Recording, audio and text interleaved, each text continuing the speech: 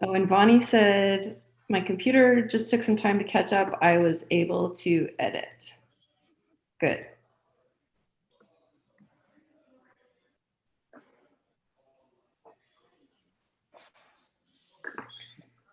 Oh, and Vonnie said, my computer just took some time to catch up. I was able to edit. Close that live stream link. And just so you all know, this meeting is being recorded and it's being live streamed on a web page so that the public can have access to it going forward, following the public meetings laws of the city of Salem.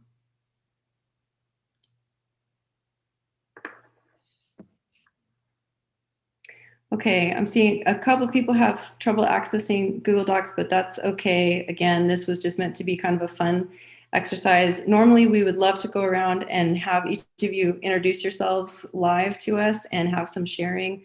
But given the fact that today's a little bit of a shorter meeting, we just thought we would do it this way. So we'll go ahead and get started, and I want to give a warm welcome to everyone. This is our first meeting of the Salem Climate Action Plan Task Force, and we are so excited to see your faces finally after working on assembling this group for the last several weeks.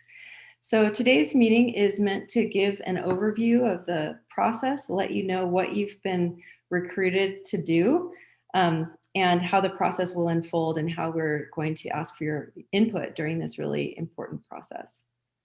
So we'll start with, I just want to mention a couple of norms for Zoom. We'd like to ask you to stay on mute unless you have something you would like to say. And we will have time at the end for Q&A, but we do have a presentation and agenda that we'll be working through. So we would ask you to save your questions until the end, unless there's something urgent or you misunderstand something we said. If you would like to change, if your name is not displaying on Zoom the way you would like it to, look, everyone I see looks fine, but if you don't know how to change your name, you can just click on the three dots in the upper right corner of your window there, and you can change your name so it'll display the way you like. And we would encourage you to please use the chat, as some of you already are, during the meeting if you have questions or need clarification. Belina will be monitoring that and we'll make sure to get all your questions answered or follow up with you afterward if necessary. So we'll start with introducing ourselves. I am Kim Morrow. I am Director of Climate Planning and Resilience at Verdus Group. We are a sustainability consulting company. And I'll say a little bit more about our company later, but I'll be heading up this project, and I'm here with my colleague, Belina Bentledge, and I'll let Belina introduce herself. Hi, good morning, everyone. Like Kim said, I'm Belina Bentledge. I'm an associate with Verdus Group, so I'm assisting with a bulk of the research and facilitation with the project. And like Kim said, it's great to see you all, so thank you for being with us today. Okay, we have a few slides we're going to go through, so I'm going to go ahead and share my screen.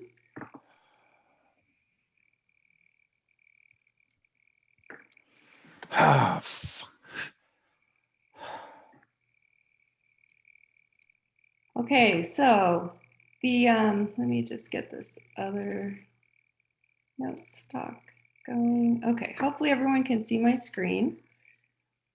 And we just wanted to walk you through the process and outcomes of this planning process. To say another couple words about Verdus Group, we've been around since 2009. We were started in Omaha, Nebraska, and we have offices now in Omaha, Lincoln, Los Angeles, and Seattle. I'm located in Lincoln, Nebraska, and Belina's located in LA. We also have another team member in Seattle nearby. So Belina and I were really hoping to make a trip out to Salem to visit you in person. I have been to Salem in the past, but it's been a while. But the pandemic required us to do most of this project virtually, which is actually presenting some neat opportunities for us to innovate and seems to be working just fine so far. So we specialize in climate and sustainability planning. we work for large organizations like cities, hospitals, zoos, and aquariums. And we've been doing climate planning for about the last 3 years. We just released a climate action plan for the city of Lincoln, where I live. And that's been a great process that we went through, and we'll be following this very much the same process with the city of Salem. So the desired outcomes for the climate action plan project are first of all, the process. The process to us is just as important as the final outcome. And so we're planning to facilitate a process that really engages key stakeholders, a process that brings about a clear understanding of cross-sectoral vulnerabilities. So part of what we'll be doing is identifying the climate risks that the city of Salem faces. And we want to do that with a really broad lens so that we're looking at the social impacts and the justice impacts, as well as the particular climate impacts. The outcome should be a climate action plan that provides a roadmap to building climate resilience in the city. The plan should include lots of strategies to meet the greenhouse gas reduction goals that have recently been set by the City Council. I'll say more about that a little later. And finally, we hope to bring about a sense of community ownership and excitement about implementing these strategies. Ultimately, this project should be one that really feels owned by the whole community, that everyone feels that they played an important part in it, that their voices were heard, and that the recommendations really speak to all members of the community. We'll be going through our, let's see, did I skip a slide? Whoops. Okay, I'm going to hand it over to Belina now to say a word about our key stakeholders. Great, thanks, Kim. So as Kim noted, the process is incredibly important to achieving the final climate action plan. And so part of the process means that we take a very participatory approach. So some of the key stakeholder groups that we are engaging throughout the process, you can see here. So the project management team, really a core duo in the Public Works Department of Patricia Farrell and Rob Romanek. They're helping us answer questions, keep the project moving, kind of our command control center. You can also find Rob and Patricia on the Climate Action Planning website. They're the Who's Listening contacts there. And then moving to the City Advisory Group. This is about just over a dozen city staff members. They represent key areas of the city: planning, operations, transportation, community development, finance, facilities, and communication. So the role of the city staff advisory group is really to help us have a solid understanding of the context of Salem. So what has worked well in the past? What have been some significant barriers that we should be mindful of in the past? Where is the city now? And then looking into the future, what are the strengths and the bright spots to get us to a more resilient Salem? And then moving to the Climate Action Task Force. This is you all. So again, thank you for accepting the invitation to serve on this task force and being here today. You're bringing your individual experiences, your uniqueness, your creativity, and then also your expertise from all of the work that you do with, for, and in the city of Salem. You're also bringing connections to the various communities that comprise Salem. So with all of that, you are, excuse me, asked to help set the vision for a more resilient Salem. So later this season, later this year, we'll be going through that visioning process. You'll also be responsible for helping understand the city's vulnerabilities and susceptibilities to various hazards in the city, and then developing strategies that will end up in the final climate action plan. Also, along the way, you will help us ensure an equitable process and connect us with your peers and the community in Salem. So that's both in terms of you bringing to this table what you're hearing from your colleagues, what you're hearing from the community, their ideas, their concerns, and then also from these workshops, sending and disseminating information back to the community to ensure that they are engaged throughout the whole process as well, because the fundamental core component here is the general public. The plan is meant to serve residents of Salem, all residents of Salem. So throughout the process, the community will be engaged, and Kim and I will talk a little bit more about that process as we go. So with that, I'll turn it over to Kim to kick off conversation about the process. So the process unfolds according to 4 different planning pillars, we call them. And we will probably be bringing your attention back to this 4-part setup over and over again. This is a climate planning and strategic planning method that we follow with all of our projects, and it works really well. And so the first pillar is visioning, and that's what we are starting out now with all of you and the other stakeholders that Belina just described. So our first step in the planning process is to look at this question: what would a resilient Salem of 2050 look like? And that gives us an opportunity to dream and envision, look at where we are and where we'd like to be. And then we move into the next step, which will be the vulnerability assessment. It's a crucial part of any climate planning exercise. And that's where we look at what will be the most important climate risks that will affect Salem. And like I said earlier, we will definitely look at that from a cross-sectoral standpoint so that we make sure that we get an in-depth understanding of all the different kinds of vulnerabilities the city may face. The third step then moves into strategy development. And this will answer the question: what are the strategies that will best reduce emissions and increase climate resilience?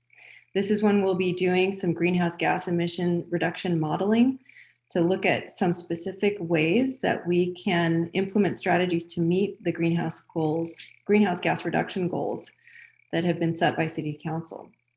And then finally, we move into the 4th planning pillar, which is implementation. So looking at the serious commitments and partnerships that may be needed to implement the recommendations of the Climate Action Plan.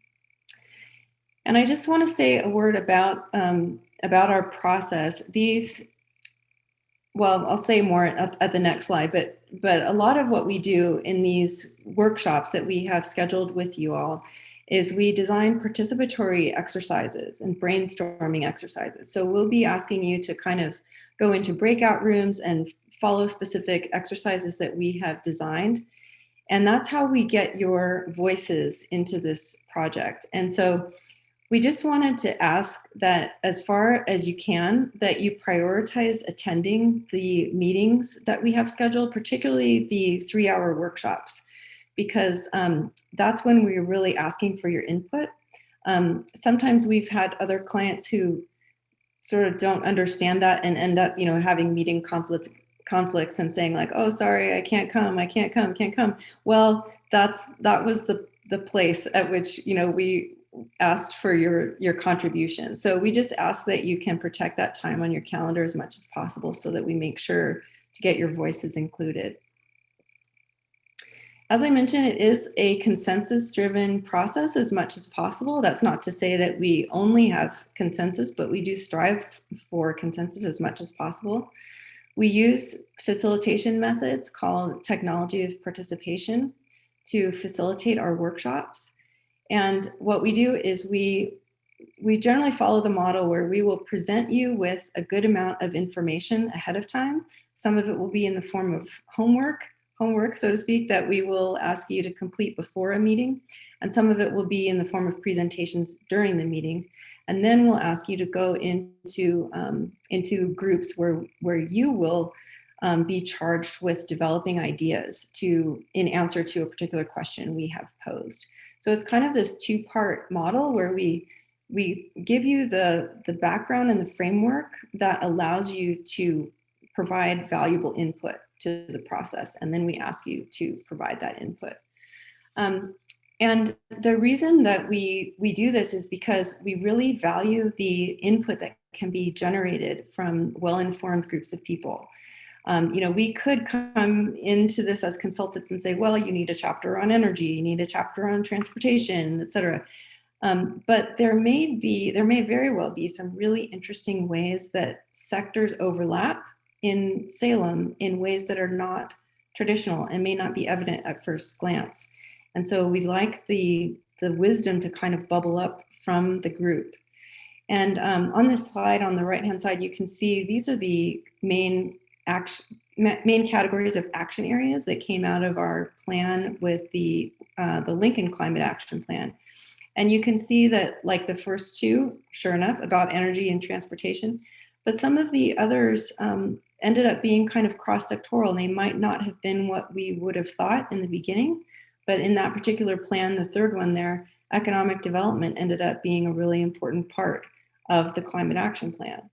And the resilient local food system also ended up being a really important part. So we want to stay kind of agnostic about what chapter heads or what categories these strategies will fall into in the final plan. We want to kind of just work from this ground up process and take your ideas and then shape them, refine them. At each step, we take your ideas and then we consult with subject matter experts. And so we kind of refine them, and we take, the ideas that might not be relevant or applicable, and set those aside, and we take the ones that really have merit, and we look at data, we look at what work has previously been done, and we look at how to refine them. So the nature of climate resilience itself is cross-sectoral, and it encourages us to think outside the box, to look for areas of overlap, to look for synergies. And so that's why we really want to honor this kind of bottom-up approach. We have done a lot of thinking about public engagement so far, and thinking and planning. We went through a detailed stakeholder mapping exercise about a month ago or so, where we looked at all the different kind of voices in Salem, whether they are business, government, nonprofit, health sector, and we kind of mapped them all out, so we have a very clear idea of the contours of the community and who needs to be engaged in this process. And that's a lot of the reason why you all were selected too, because each of you represents an important voice in Salem that we wanted to have involved in this process. And our hope is that all along the way, you will stay attentive to the community you are representing and share information both ways, so that when there are activities, for example, where we're seeking public input on our website, which you can see linked right there. I think you all have visited it already, I hope, that you will share those activities with your constituents and ask them to participate. And likewise, that you'll kind of have your ear to the ground with the community you represent and bring their voices into our meetings and into our feedback sessions. So it's meant to be a two-way membrane there. In addition to that, we have mapped out a range of public engagement strategies that we will be using to reach the public using a variety of vehicles and media. So the City of Salem's communication team is helping out with this too, and they will be helping to push out messages to important sectors of the community. And then we have a lot of our engagement work will take place on this website. If you haven't been there yet, please go and check it out, and please register on the site. It just has some beginning pieces on it now, but as the project continues and as we move through those 4 planning pillars, we will be adding more activities and asking you to go back to the website and do a new activity as a way to provide your input. We'll also have all the documents from the planning process on that website. So if you need to go back and look at notes or slides or video of our meeting, you can always go to the website. And now Belina is going to say a word about diversity, equity, and inclusion. Yeah, thanks, Kim. So with the community engagement, we just wanted to pause here and draw attention to the importance of environmental justice and ensuring the inclusive process that we've touched on a little bit earlier. The definition here for environmental justice, you can see this is from the EPA, and what it really is about is ensuring protection and inclusion of all people, regardless of any one or multiple demographic or socioeconomic factors. So later in the process, after the visioning, we'll do hazards and vulnerabilities. And so when we go through those exercises, we will be sure to pay specific attention on residents in Salem who are most vulnerable to the projected impacts of climate change. And race, ethnicity, along with various social, cultural, and economic, and even political factors can contribute to a single person or a group of people's vulnerabilities to the impacts of climate change. So any one individual, community, family could face what we call double, triple, or even multiple jeopardy. So certain layers of someone's identity could lead to greater susceptibility to the impacts of climate change. So again, we'll take all of this into account with the planning process and inclusion for the final plan, and then also 4 strategies that are included in the plan. So with that, I'll talk a little bit more about the planning process. So Kim shared the 4 main pillars. You can see those represented in this graphic here. So I'll walk us through kind of the details of the process and then also some of the timeline. So broadly, we'll just start with, we kicked off the project a few months ago in summer. And then the ultimate goal is by winter of next year, we'll have the final climate action plan for you, for the residents of Salem. And so we can just imagine that about a year from now, we'll be wrapping up the project and you'll be off the ground and running with some of these strategies. So part of the preparation project, again, we formed the task force. We launched that engagement site that Kim was talking about, and we just closed the community survey. So thank you all for taking that survey and sharing it. We're excited to dig into those results. And then for the visioning, the vulnerability and strategy development, the structure for these pillars you can see is a climate action planning task force workshop. So us as a group will all convene. And then we'll also have a city staff advisory group meeting. And then there will be community engagement with the topics that were covered in those workshops and those meetings. So that's kind of the pattern that occurs throughout the different planning pillars that Kim talked about.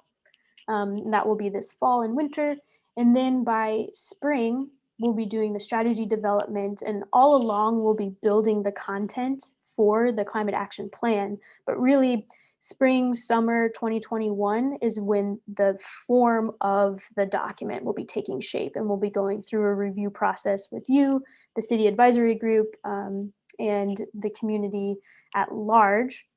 And then we'll also, in the summer, be digging into the implementation and action planning. So we'll have another task force meeting, staff advisory group meeting, and then also the boards and commissions will review the plan. We'll make any adjustments that need to be made at that point next summer. We'll go through a final review process, and this is where the city council will review, provide input to give the final stamp of approval and make the plan official for the city. And then again, end of next year, that plan will be finalized and ready for the city to go. Thanks, Belina. And just to say a couple words about the tools that we'll be using for this project. As I mentioned earlier, it's largely going to be conducted online. And so these are some of the main tools we'll be using. Google Docs, as we found already this morning.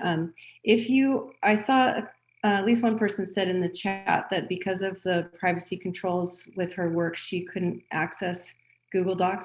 If you were not able to access that introductory document that we shared this morning, if you could please email me after this meeting, it would just be helpful for us to know who has problems with those and whether or not that'll be an option for us going forward. But we will be using Zoom, as you can see. And then the website, as I mentioned, will be the central hub for our work. And then I also wanted to mention a fourth tool. It's called Miro. We're not going to use it today, but we will be using it in our big 3-hour workshops. And these are 2 screenshots from a Miro board, it's called, just so you can kind of see what it looks like. But it's basically an interactive workspace. It's web-based, so we'll provide you with a link when the time comes and you just click on it through your web browser. But it allows you to actually write. If you see this slide right here, these are sticky notes, and you can actually click on that and write some text on it, and then you can grab it and move it somewhere else. And we're going to be using that kind of technique to assist with our brainstorming process. as you may have noticed in the emails we sent out, we did schedule a Miro training session coming up next week, just a half an hour over the lunch break, just to help familiarize you a little bit with this tool. It can be a little tricky when you first get into it. That training session is optional, of course, but we'd encourage you to dial into that if you have time next week. So those are the main tools we'll be using. And then the greenhouse gas reduction goal. On October 12th, the Salem City Council passed a new resolution, and it was introduced by Councilman Anderson, who's here on this call and part of the task force. And there he is. And the goal says that Salem will achieve a 50% reduction in greenhouse gas emissions by 2035 and will be carbon neutral by 2050. And this is based on 2016 levels.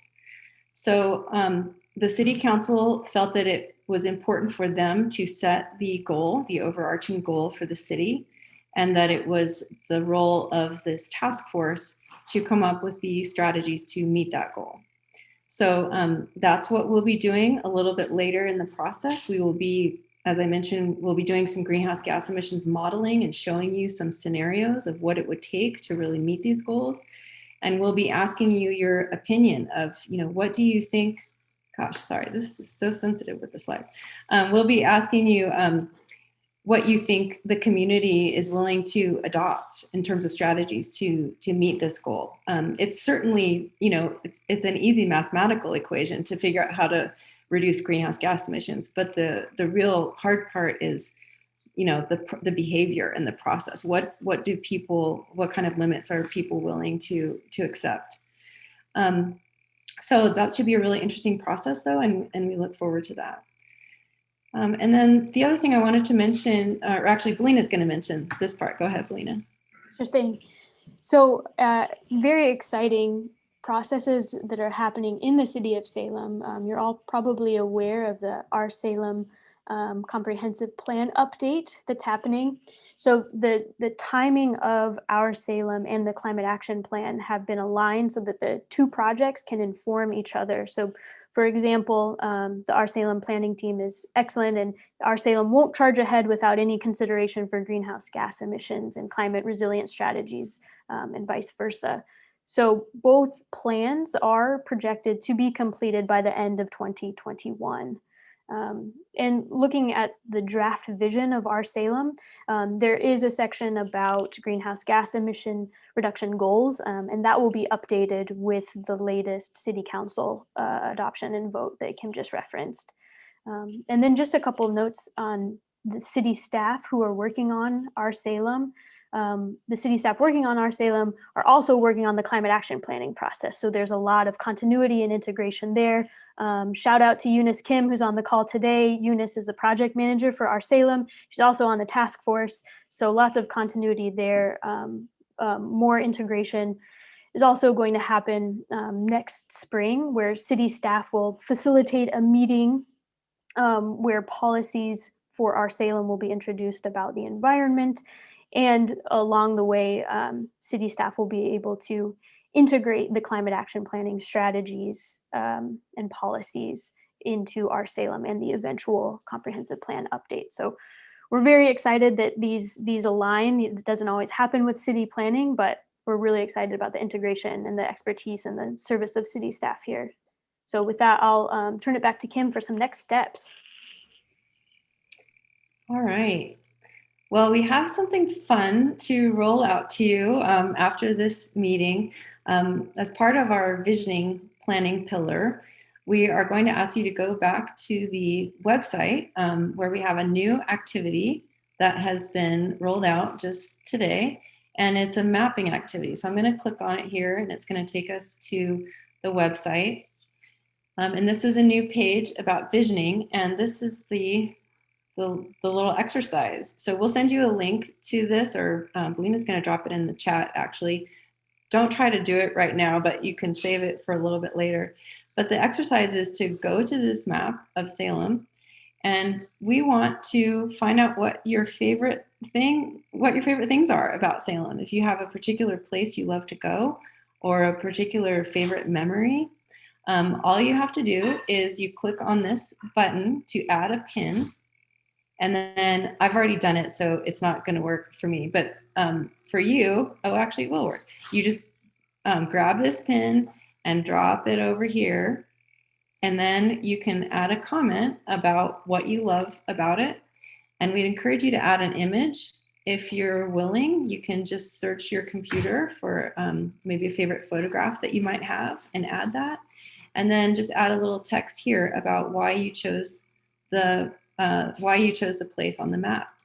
And I did this first one as an experiment or as an example, even though I don't live in Salem. If you can indulge me, I'll pretend I live in Salem. Sometimes I wish I did for a moment. And here was my pin. So I said, I love walking my dog at Minto Brown Island Park. And I uploaded a photograph of me walking my dog.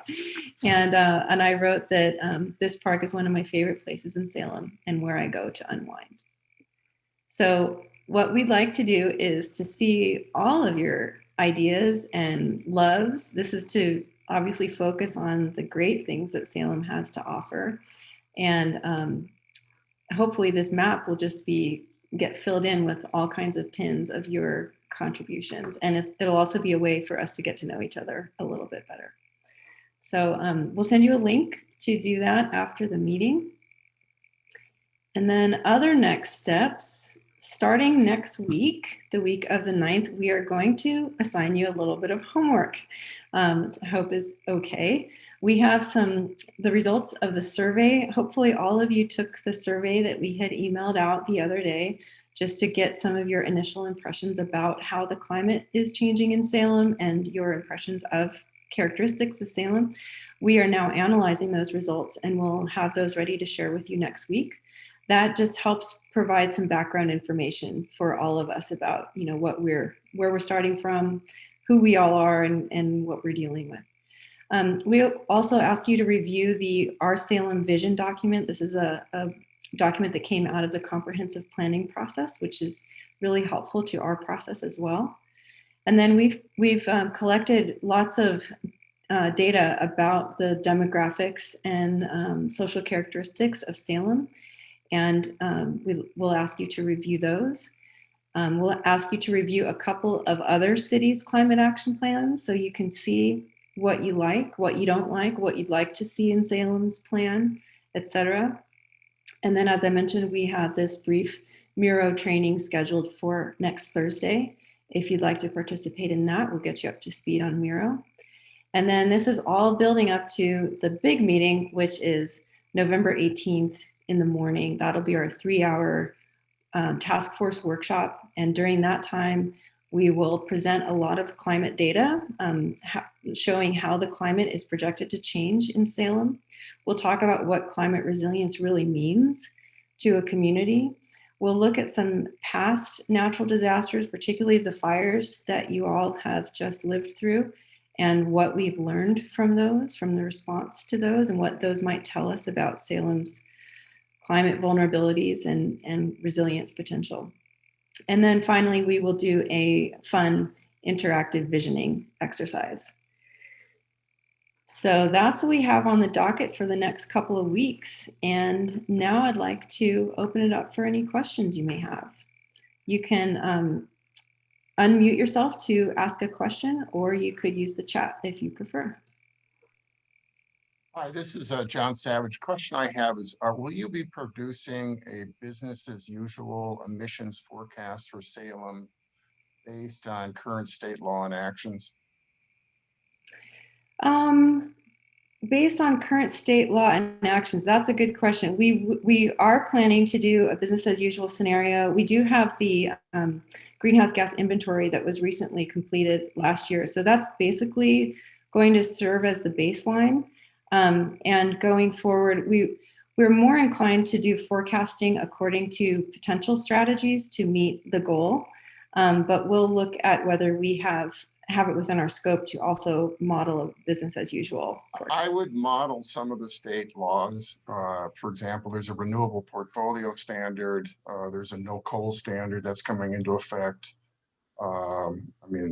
PGE's already dropped off Boardman already. So particularly in the power generation field, the laws will really have a great effect on Salem's. Absolutely. Yes, the state of Oregon is doing so much. So in a way that makes our job easier because there's so much happening on a policy level. This is Wendy. Hi, Wendy.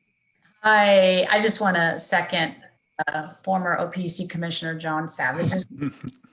I'm just in awe of John being a part of this group right now. So wonderful.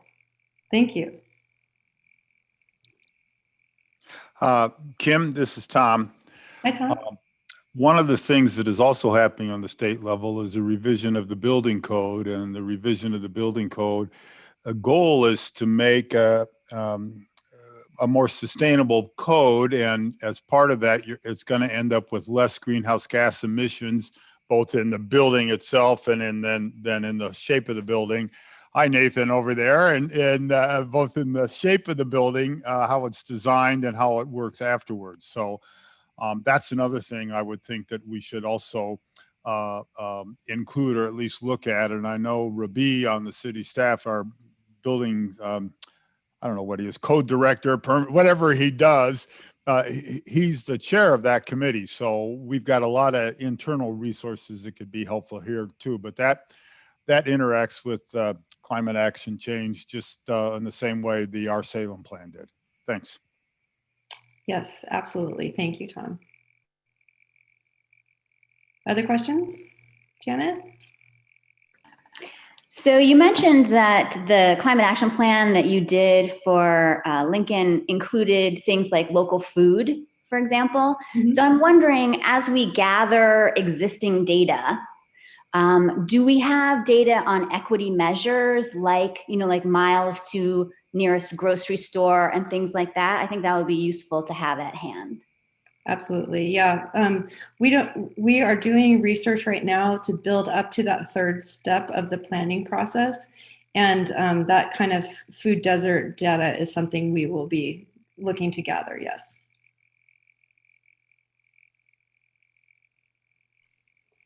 And just to chime in on that point, Janet, or anyone, as Kim and I are digging into the research, if you have resources that you think might not be on our radar, please feel free to send them our way. So if you have data on that, excellent. We'd love to hear from you.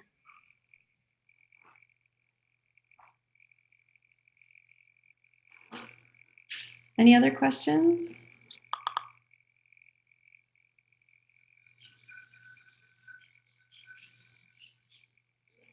Patricia or Rob, do you want to add anything? Or maybe we should introduce you.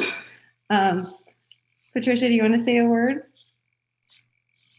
Good morning, Patricia Farrell. I'm the city's project manager for this. So I really appreciate everybody being here. I think we're only missing 2 people out of a very large group of people. So that's really great. And yeah, I wanted just to echo what Belina said about if you have information about some of the things that that are going on in the state or at the local level or at your particular industry or sector, that we would love to hear about that. For instance, I know that Chariots is starting a strategic plan, and that might be something that we want to learn more about as we go along. So I would just encourage people to share as much information as possible. And Rob, you want to introduce yourself if you're still here? Hi, everyone. Just briefly going to introduce myself. I'm Rob Romanak, and I'm going to be assisting Patricia with the managing of this project. So nice to meet you all virtually today, and thank you for joining us. Wonderful. I see in the chat, Mike Jaffe, thank you. Yes, we are aware of the Global Warming Commission. We've looked into their resources already, and we are aware that they're going to be releasing an updated report to the legislature soon. And Wendy asked, do we have recent demographic data? Belina, do you want to answer that one? Yes. So the recent demographic data that we have from Salem includes some of the census data and then some of the information from university level by way of the city. So that's what we're working with there. Thank you, Michael. The Marion County has a community health assessment. Great, we will look into that. And Nathan asked if we have state of Oregon representation on this task force. We do not at this point. We discussed it.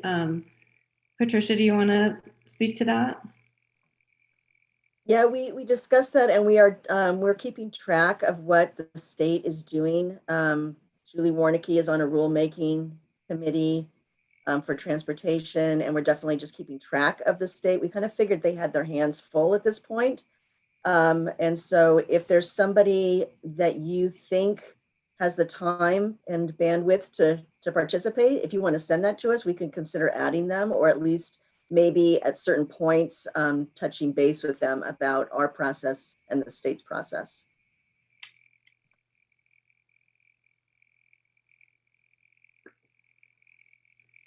Okay, well, if anyone, if you have any other questions, please feel free to jump in. Yeah, one other question. Will you be bringing in anybody from OSU, or have you already, I assume, or are you interviewing the folks at OSU about climate resilience and all the work that they do down there and then presenting it to us?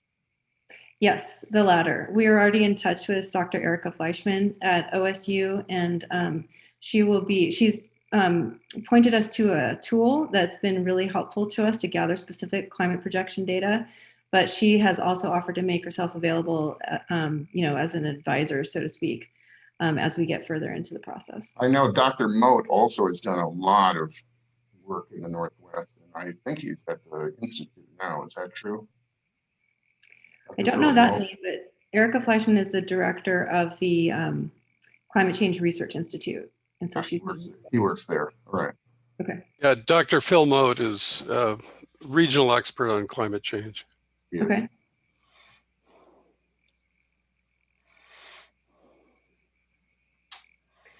Well, we really appreciate all of the expertise that you all bring to this process, and just to maybe end on that note, you're not here just to, watch a bunch of presentations. You're here to kind of roll up your sleeves and contribute your knowledge. So we do hope to, build the relationships among us. I wish we could meet in person and, share lunch together, things like that. But as much as possible, I hope that we can build relationships among this team, because some of you, well, all of you will be the ones responsible for ultimately implementing many of the strategies in the climate action plan. And so this is meant to be a process that is owned by many sectors of the community and then implemented by many sectors of the community. So I would just encourage all of us to keep the lines of communication open. Belina and I are always available via phone or email, and especially, as she said, you all can help us identify resources that can go into our analysis, and we'd be really appreciative of that. So with that, I think we will let y'all go a little early unless there are any final questions. Okay. Well, thank you. So Kim, I just want to add one more thing. I'm seeing people on the chat are sending some ideas, and so that's great, and we will follow up on some of those. And then if people think of other points of contact or local experts that you think of, please email them to me. And my contact is on the website and also on our registration list. So yeah, thank you, everybody. Okay, thank you so much, and we'll hope to see you next Thursday at noon or 12:30 for the Miro training session, and I'll follow up with an email just to make sure you have all that straight. So thank you very much, and we'll see you soon. Thanks, everybody.